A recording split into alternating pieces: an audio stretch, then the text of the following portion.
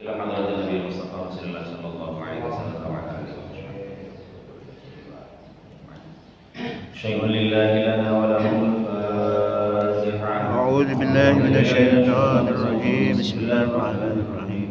الحمد لله رب العالمين الرحمن الرحيم مالك يوم الدين.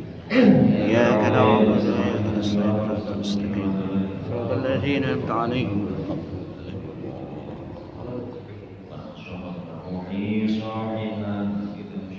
محمدية للإمام الحافظ أبي عيسى محمد بن عيسى بن الثور الترمذي وأصوله وفروعه ومولده ومولده أجمعين ونحن صلى وآبائنا وأمهاتنا في هذا المجلس المبارك وأصوله وفروعه وإلى روحه وخصوصا كله صاحب الأرض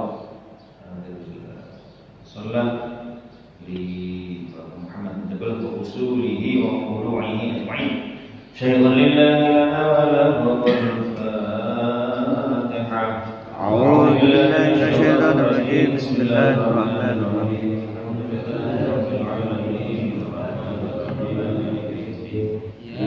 إياك نعبد وإياك نستعين اهدنا الصراط المستقيم صراط الذين أنعمت عليهم غير المغضوب عليهم ولا الضالين.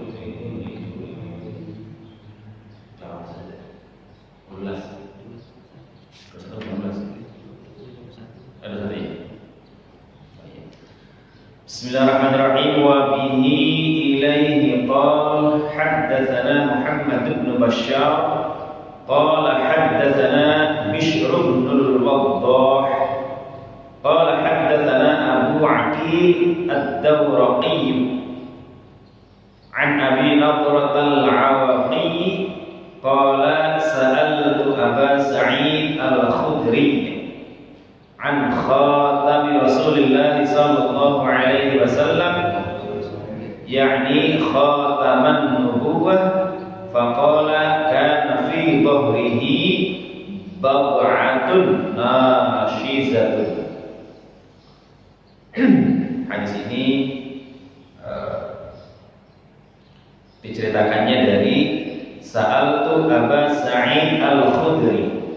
Jadi yang menceritakan sahabat Nabi yang namanya Aba Sa'id al-Khudri. Jadi sahabat Nabi Aba Sa'id al-Khudri ini menjelaskan kepada Abi Nadrah al-Awaqi tentang khataman nubuwah. Nah, Aba Sa'id al-Khudri ini adalah sahabat Nabi yang namanya, karena namanya Aba berarti namanya ini bukan aslinya.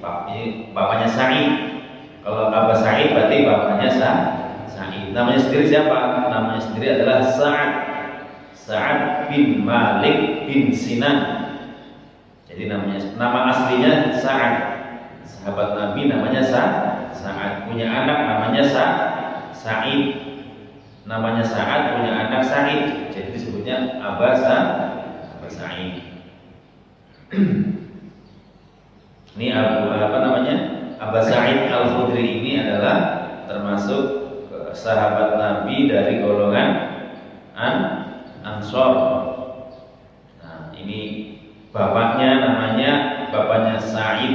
Bapaknya Sa'ad ini adalah Malik bin Sinan. Malik bin Sinan ini meninggalnya pada waktu perang Uhud. Jadi sebetulnya Sa'ad ini adalah minas sighoris sahabat. Jadi termasuk salah satu sahabat Nabi yang kecil. Jadi waktu perang Uhud ini Sa'ad ini diajak oleh bapaknya Malik bin Sinan. Bapaknya Malik bin Sinan ngajak Sa'ad perang. Datang ke kanjeng Nabi minta izin supaya anaknya dibolehkan ikut perang Uhud. Cuma kata kanjeng Nabinya, jangan, kalau masih kecil sana pulang. Jadi nggak boleh. Nah, bapaknya ini Malik bin Sinan ini meninggal waktu perang Uhud. Nah, setelah bapaknya meninggal, setelah perang Uhud, nah si Sa'ad ini meneruskan perjuangan bapaknya mengikuti perang-perang Ghazwatun Nabi. Jadi perang-perang Nabi selalu diikuti oleh Sa'ad bin Malik bin Sinan. Ini masih saudaraan dengan Qatadah bin Nu'man yang kemarin saya cerita. Jadi Aba Sa'id al-Khudri ini menjelaskan tentang khatamir Rasulullah sallallahu alaihi wasallam, yakni khataman nubuwah, yakni khatam tanda-tanda kenabian, kata Abu Sa'id. Dan Abu Sa'id ini juga termasuk perawi hadis yang cukup banyak. Kana fi dhahrihi bad'atun nashizah. Kana fi dhahrihi di punggungnya Kanjeng Nabi itu ada apa? Itu bad'atun, bad'ah itu qit'ah minal laham, potongan daging. Bad'ah itu potongan dari daging.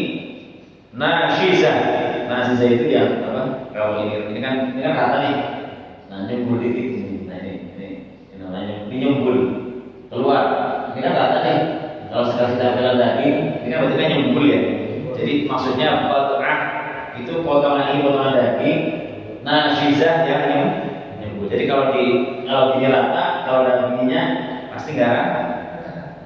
Jadi cirinya itu apa namanya? Bad'ah nashizah.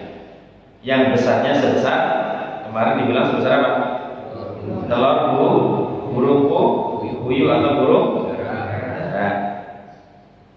Warnanya kemerah-merahan. Wa bihi ilahi qala haddatsana Ahmad ibn al-Miqdam Abul Ash'ath al-Ijli al-Basri qala akhbarana Hammad ibn Zaid an Asim al-Ahwal an Abdullah bin Sarjis qala ataitu Rasulullah sallallahu alaihi wa alihi wasallam wa huwa fi nasin min ashabi fadurtu hakadha min khalfihi fa'arafa alladhi uridu fa'alqa ar-rida'a an dhahri fara'aitu mawdi'al khatam ala katifaihi mislal jum'i hawlaha khilanun ka'annaha thalib faraja'tu hatta istaqbaltuhu faqultu ghafarallahu lak ya Rasulullah faqala walaka faqala al-qawm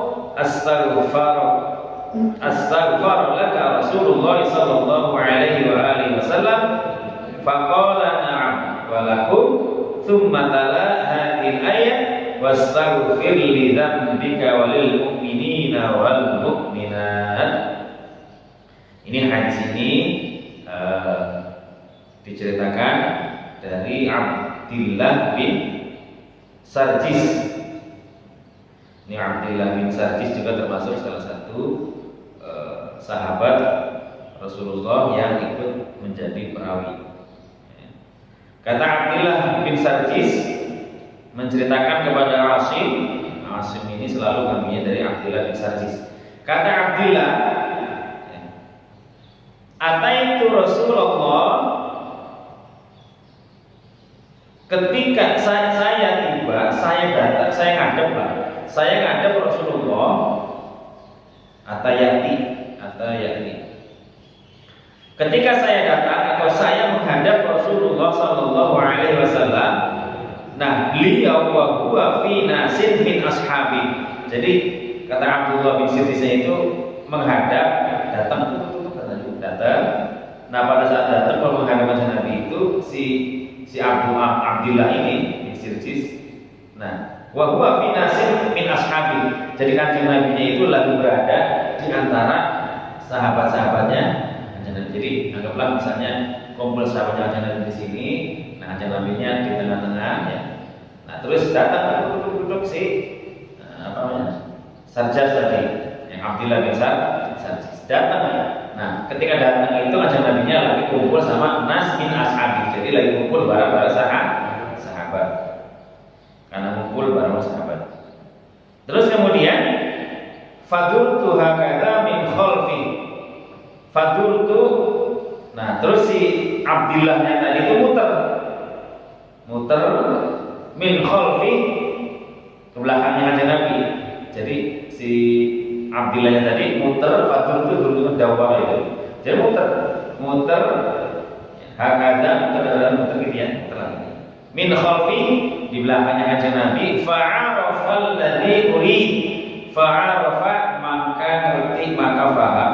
Jadi maksudnya si Abdillah tadi itu muter itu sebetulnya kanjeng Nabi paham. Kanjeng Nabi itu paham. Yang dia itu paham. Kalau siapa saat Abdillah tadi muter itu fa'arafa Nabi. Jadi kanjeng Nabi itu paham alladhi urid, apa yang Nabi saya pengini. Jadi maksudnya si siapa namanya? Si Abdillah tadi ngerti bahwa kanjeng Nabi itu paham apa yang saya pengen muter itu ngerti. Fa'al qarida an dhahrin. Nah, terus fa'al itu di mana naza'a. Nah, terus kemudian kanjeng Nabi itu melepas. Apa yang dilepas kanjeng Nabi? Rida, selendang. Selendangnya dilepas. Selendangnya dilepas an dhahrin, dari dhahrin. Jadi mungkin ridanya kan begini ridanya begini. Terus fa'al qarida, dilepas ridanya karena paham. Jadi kanjeng Nabi ngerti dia muter itu. Fa'al qarida, ridanya dilepas. Fa'al qarida an dhahrin, kan dari belakang kan. Fara'aitu, Abdullahnya tadi, fara'aitu, dan saya melihat, apa yang dilihat? Maudi al-khatam, tempat makan. Maudi itu wadu'anya tempat menempatkan. Kalau maudi berarti isi makan. Maudi' fara'aitu maudi al-khatam, saya melihat tempat khatam, tanda stempel, ala katifaihi, antara pundak. Jadi antara pundaknya itu ada stempel si Abdillah bin Sir di sini melihatnya. Mithlal jum'i, seperti kepelan. Jum' itu kan kumpul. Kepelan seperti kumpulan, seperti kepelan. Haulaha, di sekelilingnya itu, jadi di sekelilingnya itu kepelan tadi itu. Di sekelilingnya itu khilanun. Khilan itu jamak dari khal. Apa? Kayak tai lalat. Jadi khilan itu tai lalat. Jadi ada kayak kumpulan tai lalat. Jadi kayak kumpulan tai lalat. Haulaha ka'annaha thalilun. Thalil itu apa? Kayak kutil. Jadi karena mungkin nilainya nggak langsung kali ya. Apa namanya? Masih ada bajunya kan baru keluar dari itu. Jadi kayak kutil. Kayak tompel ya, kayak tompel lagi. Jadi bentuk daging itu kayak tompel di sekitar. Jadi sebesar biji telur tadi. Khilan itu apa namanya? Tai lalat. Di sekitarnya tai lalat, kayak tai lalat. Ka'annaha, jadi seperti tai lalat itu seperti kutil, jadi kayak tompel. Ini menurut si apa namanya? Abdillah bin Sir Harjis. Faraja'tu hatta istaqbaltuhu. Saya kemudian kembali lagi sampai menghadap kanjeng Nabi. Jadi ketika muter tadi itu, ya, terus dianya balik lagi, terus menghadap kanjeng Nabi. Istaqbala. Fakultu, si siapa namanya tadi, Abdillah bin Sarjisnya tadi itu ngomong ke kanjeng Nabi. Ngomongnya apa? Ghafarallahu lak ya Rasulullah. Kanjeng Nabi didoain. Jadi ghafar, semoga Allah mengampuni lak engkau ya Rasulullah sallallahu alaihi wasallam. Jadi siapa namanya? Abdillah bin Sir di sini mendoakan kanjeng Nabi. Semoga engkau diampura ya Allah, ya Rasul. Terus faqala, kanjeng Nabi jawab. Kanjeng Nabi jawabnya apa? Walaka, dan engkau juga semoga diampura. Ini kebiasaan-kebiasaan kanjeng Nabi yang memang perlu ditiru. Jadi kalau ketemu orang, semoga engkau diampuni. Atau kalau yang biasanya gampang aja, assalamualaikum, gampang. Semoga engkau diberikan keselamatan. Faqala bertanya, saya bertanya al-qaum. Jadi karena kan tadi kan lagi berkumpul manusia, apa sahabat. Nah, ketika ketemu pada sahabat si Abdillah yang tadi mendoakan kanjeng Nabi, terus dijawab oleh kanjeng Nabi, walaka Terus nanya faqala, jadi sahabat-sahabat tadi itu bertanya kepada si siapa namanya? Si Abdullah bin Sarjis tadi. Astaghfirullah Rasulullah sallallahu alaihi wasallam, apakah engkau meminta ampunan? Jadi astaghfirullah Rasulullah, apakah Kanjeng Nabi itu memohon ampunannya itu ke ente doang? Ini nanya si nasnya ini, sahabatnya itu, apakah Kanjeng Nabi itu hanya memohon ampunan itu untuk ente doang? Maka faqala na'am, kata si sahabat Abdillahnya itu, na'am, iya kepada saya, tetapi teman na'am walahu, jadi iya ke saya, walahu kepada ente juga semua. Jadi tadi sahabat-sahabatnya nanya, ini Kanjeng Nabi itu minta istighfar, minta ampunan itu ke ente doang? Kata Abdullah bin Sarjisnya dijawab, iya, tetapi ke ente juga, walau ke ente juga didoain. Nah, gitu. Terus tsummatala hadhil ayat. Terus kemudian si Abdullah tadi membaca hadhil ayat, tala itu membaca. Tala fi'il madhi mudhari'nya yatlu, tala yatlu tilawah. Jadi kalau ada orang ngomong tilawatil Quran, berarti itu isim masdar. Isim masdar dari tala yatlu tilawah. Huwa yatlu Quran, berarti dia lagi baca Quran. Tala yatlu tilawah. Kalau tilawah berarti bacaan. Tsumma tala hadhil ayat, terus kemudian Abdullah bin Sarjis tadi membaca hadhil ayat, wastaghfir li dzambika walil mu'minina wal mu'minat. Wastaghfir, dan memohon ampunan, li dzambika karena dosa-dosamu, walil mu'minin, dan dosa-dosanya, kesalahan-kesalahannya orang-orang mukmin, wal mu'minat, dan juga kesalahan-kesalahannya orang-orang mukminat. Jadi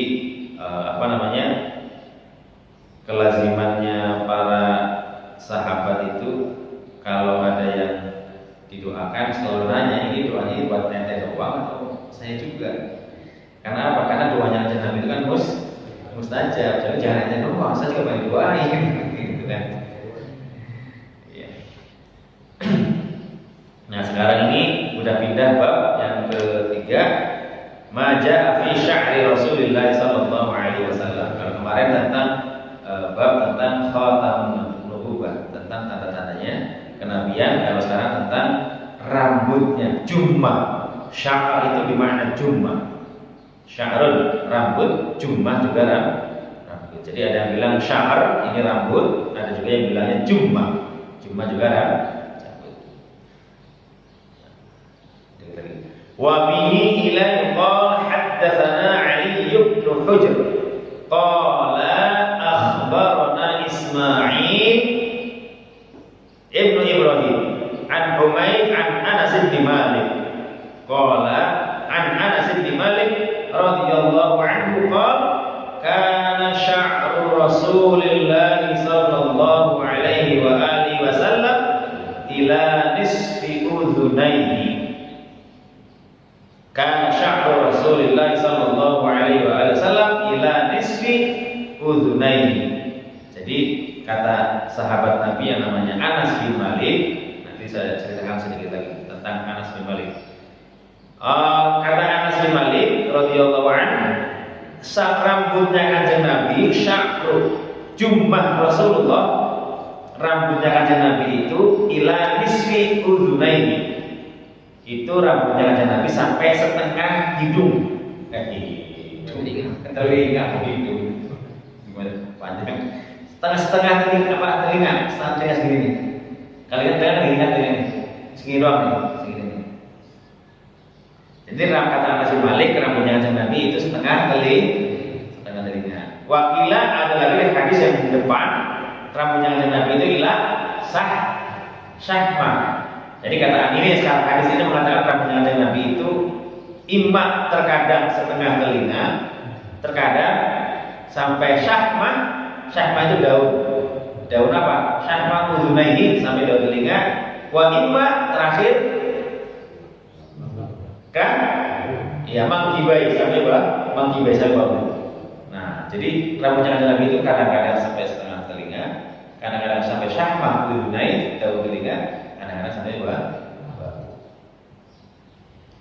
Ini yang menceritakan siapa? Sahabatnya Nabi yang namanya Anas bin Malik. Nah, Anas bin Malik ini bapaknya namanya Malik.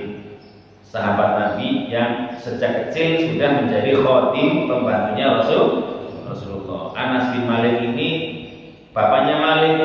Malik ini meninggalnya masih dalam keadaan kufur. Ibunya siapa namanya? Ummu Sulaim. Ummu Sulaim juga sama sebetulnya, dulunya juga kan kafir. Dia ini Ummu Sulaim ini adalah kaum Ansor. Jadi ketika Rasulullah itu datang hijrah ke Madinah, salah satu yang merindukan kedatangannya Rasulullah adalah Ummu Sulaim.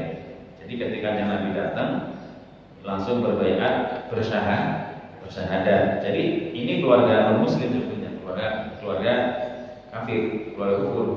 Jadi Malik masih kafir, Ummu Sulaim juga istrinya masih kafir, Anas juga masih ikut bapak ibunya.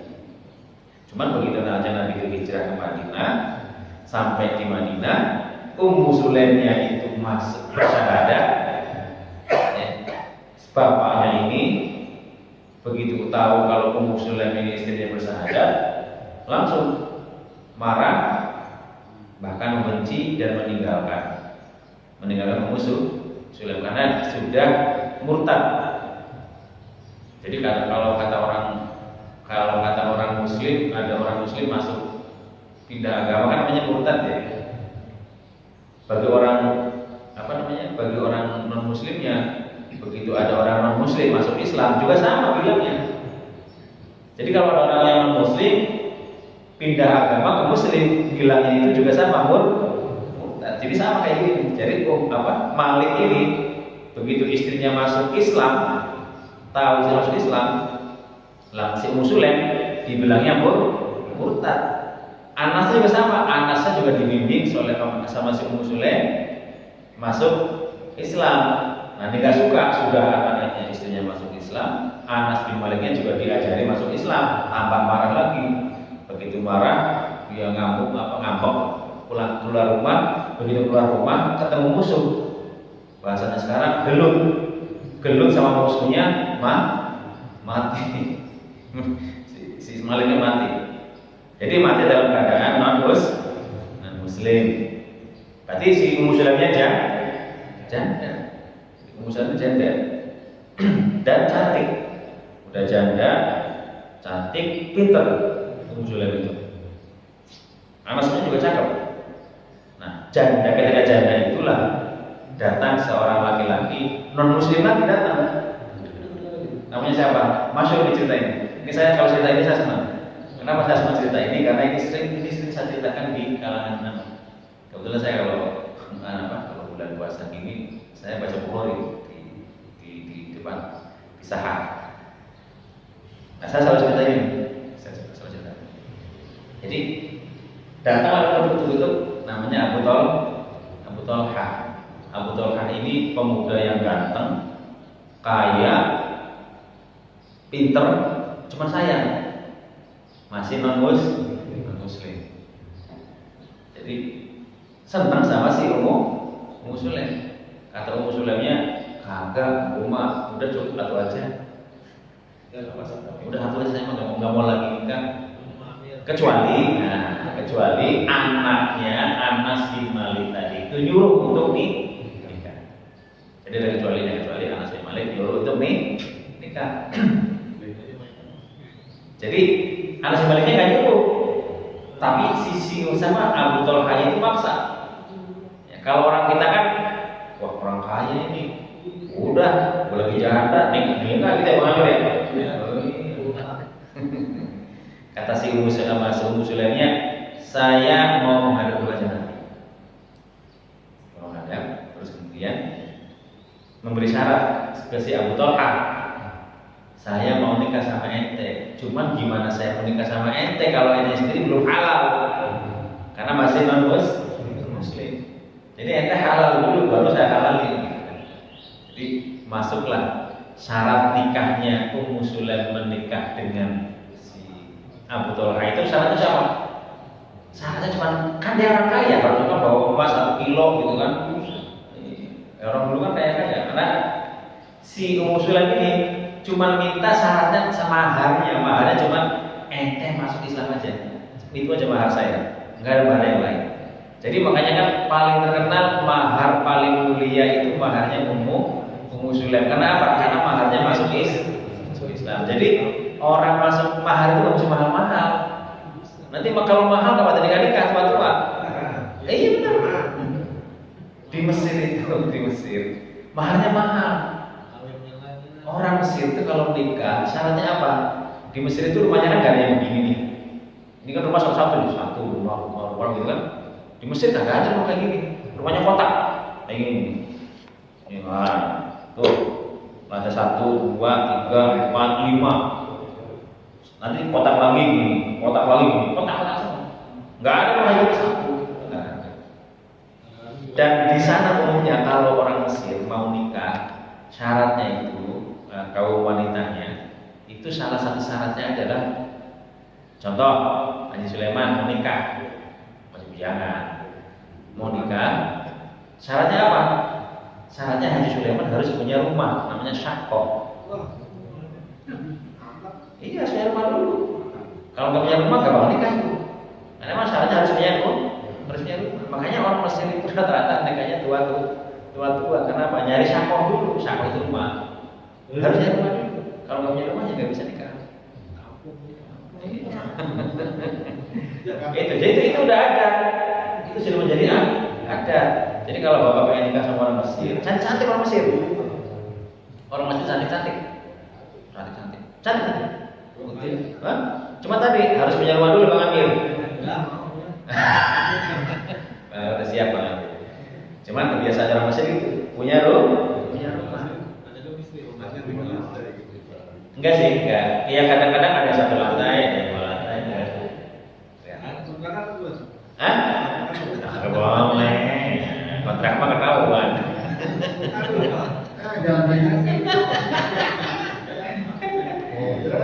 Ya.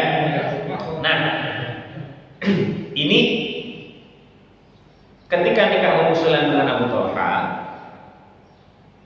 setelah ia Islam Muslimnya, punya anak namanya Unais, Umair, namanya Umair. Nah, Umair ini masih kecil, yang agak enak ceritanya. Umair ini masih kecil. Suatu ketika si Umair ini anak pertamanya Abu Thalha. Kalau Ummu Sulaimnya berarti anaknya berapa? Anaknya 2, karena yang pertama namanya Anas bin Malik. Kakaknya berarti Anas bin Malik kan, anaknya dari Ummu Sulaim dengan si Malik. Anas namanya. Umair ini anak keduanya Ummu Sulaim berarti kan ya. Anak pertamanya Abu Thalha masih kecil. Nah, cuman lagi sakit.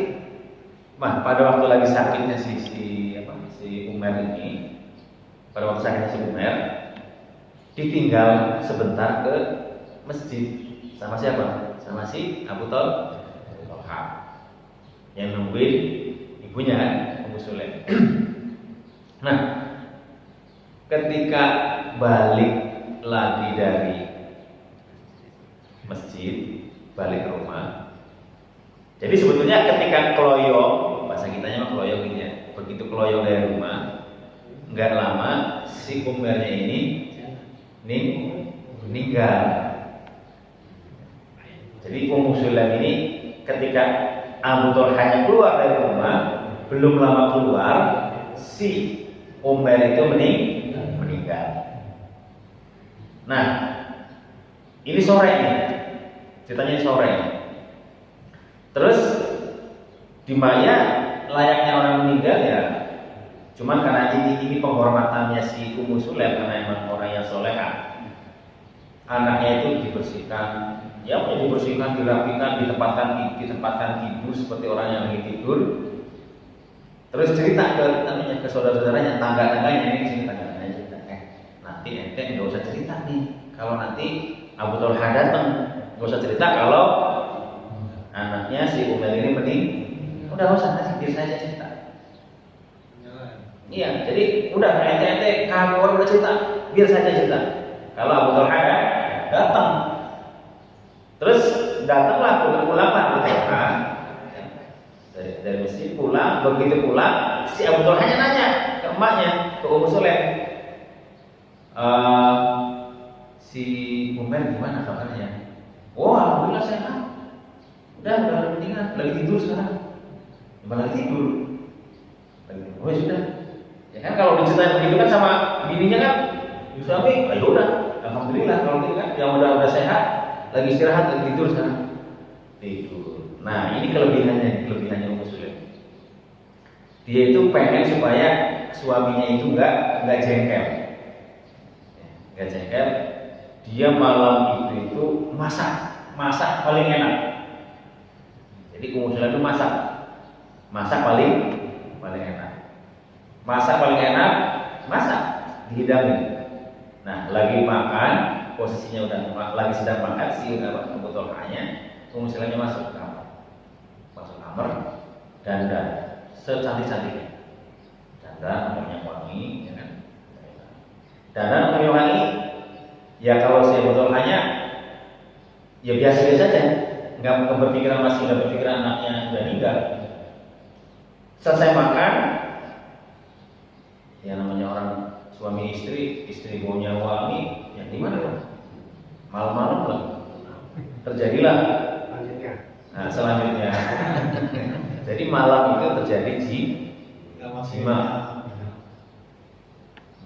antara Abu Talha dengan Ummu Sulaim, menikmati jimanya. Karena emang bener-bener memang si bahasa ini itu pengen menservis lah suaminya Abu Talha.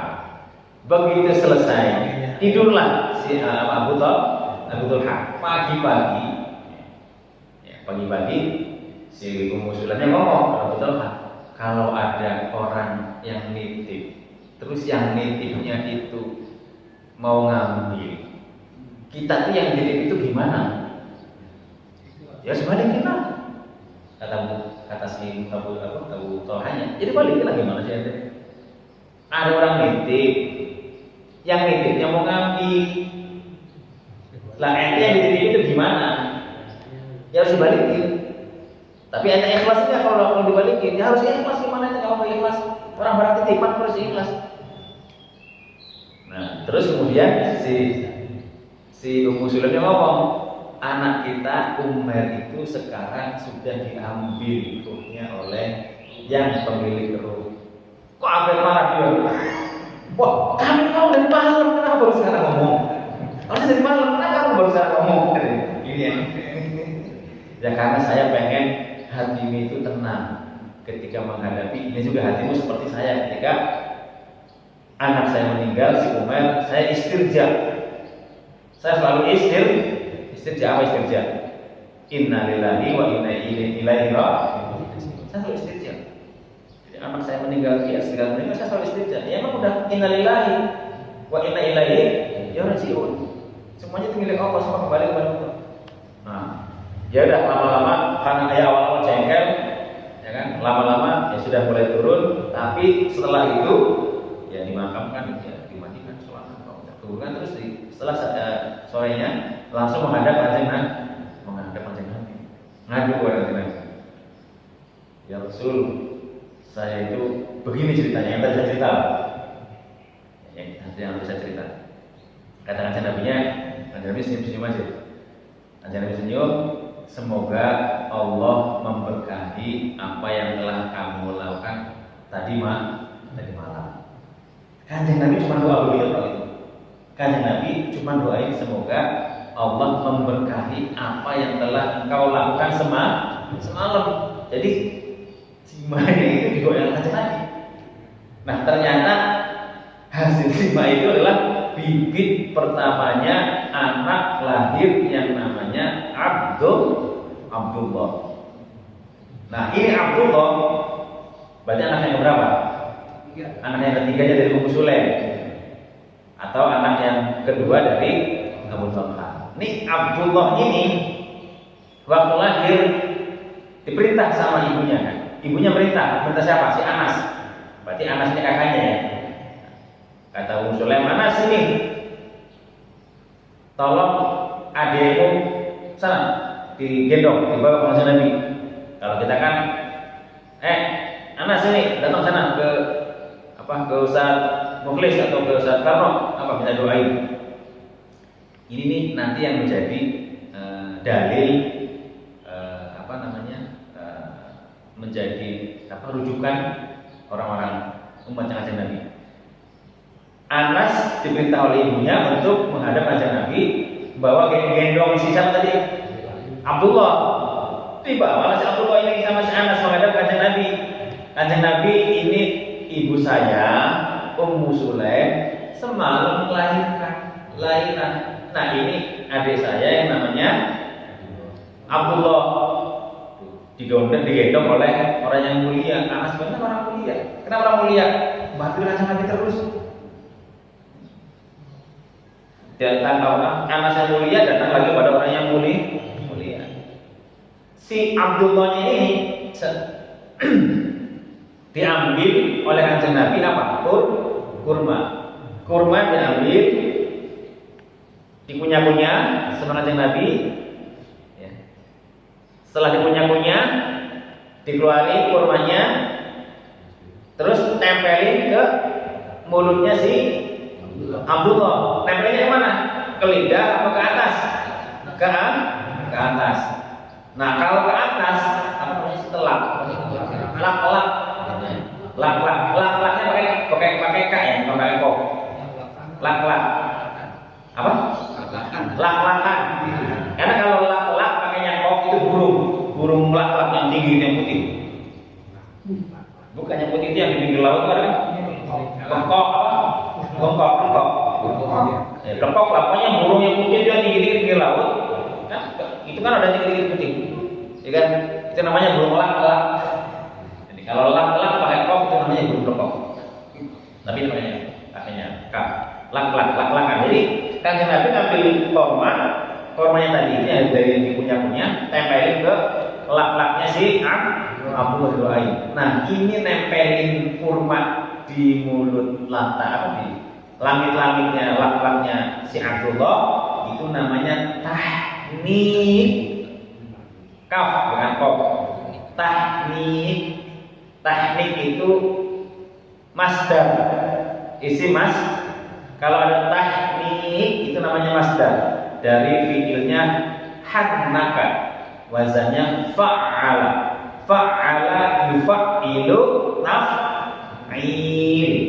Fa'ala yufa'ilu taf'il. Jadi fa'ala fi'il madhi, yufa'ilu fi'il mudhari', masdarnya taf'il. Jadi hannaka yuhanniku tahnika, bukan kom. Tahnik. Nah, tahnik itu langit-langit, langit-langit mulut. Jadi kalau ada seorang kiai yang terus ada bayi ngambil korma, taruh di lak-laknya bayi, berarti mengikuti sunnahnya Kanjeng. Ini sunnah dan ada sanadnya. Jadi di Mesir kayak gini ada sanadnya. Artinya kalau ayat yang nahnik berarti emang sudah punya sanad. Nah, si Abdullah tadi ya waktu bapak ibunya didoain sama Kanjeng Nabi, lahiran juga terjadi Kanjeng Nabi, didoain sama Kanjeng Nabi, ditahnik. Dan tahnik ini sudah menjadi umum di Mesir. Di sini kita belum biasa ya. Coba dibiasain kalau ada bayi, anak kecil bayi datang ke kiai, misalnya ke ustaz doain. Tapi datanya bawa kurma, jangan bawanya apem, bawanya permen, jangan bawanya kurma. Belajar kurma 1-2 biji. Karena apa? Sunnahnya pakainya kurma. Nah, terus pernah ada santri di Mesir, kurmanya nggak ada, pakainya apa? Biskuit. hanya biskuit. Dia punya biskuitnya, ya karena nggak ada. Tapi sunnahnya pakainya korma. Nah, ini kebiasaan ini sunnah. Silakan nanti kalau ada yang diikuti sunnah ini. Kalau ada anak bayi yang memang baru lahir, segera ditahnik. Nah, anak saya yang namanya Husain yang kecilnya sering lari. Husain itu anak saya dari kecil, dari mulai lahir sampai sekarang itu tidak pernah disuntik. Kalau kita kan di sini selalu suntik ya, imunisasi ya, Pak Pade ya. Anak saya itu dari kecil nggak pernah disuntik. Cuman emang tadi saya selalu kemana-mana bawa korma. Jadi kemana-mana saya datang saya minta doanya, ayo tani itu. Jadi itu tuh kalau bahasanya saya udah kebanyakan ludahnya saya. Saya main yakin aja udah kan ludahnya saya itu lebih manjur daripada imunisasi. Jadi alhamdulillah sampai sekarang si Ustadz itu belum pernah saya imunisasi. Nah, Abdullah tadi anaknya Abu Thalha, ya. Wakilah menurut para tabi'in ini anaknya Abdullah tujuh-tujuhnya. Abdullah punya anak lagi, punya anak 7 dan 7-7-nya ini adalah hafidul Quran dan alim semua anaknya. Nah, ini memang kemuliaannya Rasulullah mendoakan kepada kepada sahabat-sahabatnya. Makanya ya kalau bisa kalau punya anak kecil, bayi, segera datangi ke guru, minta ditahnik. Karena tahniknya guru itu mendoakan si bayi. Itu adalah sunnahnya yang harus jadi nyunah itu banyak sebetulnya. Tapi ya tahnik ya sunnah. Minta doa ke guru juga itu minta doa itu sunnah itu. Minta doa ke guru. Karena dia datang untuk minta doain. Ajang Nabi minta doain itu sunnah. Apalagi doain, masya Allah. Syukran, wallah muwafiq. Wassalamualaikum warahmatullahi wabarakatuh. Ya Rabbana arafna bi annana tarafna wa annana asrafna ala laqad asrafna wa tub alaina tawbah tafsil kulli hawba wastur lana amradi wa aminir rahmati wa kulli walidina rabbi wa mawlidina wa ahli wa ikhwani wa sairil biladi wa kulli li mahabbah aw jiratin aw suhbah wal muslimina ajma'in rabbi asma' fadlan wa judan manna la lisanil minna bil mustafa ar-rasuli nabda bi kulli suli sallallahu wa sallim rabbi alayhi 'inda al-haqqi wa alihi wa sahbihi 'adada al-asli suhbi walhamdulillahi fil badi wat tanahi walhamdulillahi fil badi wat tanahi hamdan katsiran daima hamdan nasai subhana rabbika rabbil izzati amma yasifun wa salamun alal mursalin walhamdulillahi rabbil alamin bisirril fatihah. Bismillahirrahmanirrahim.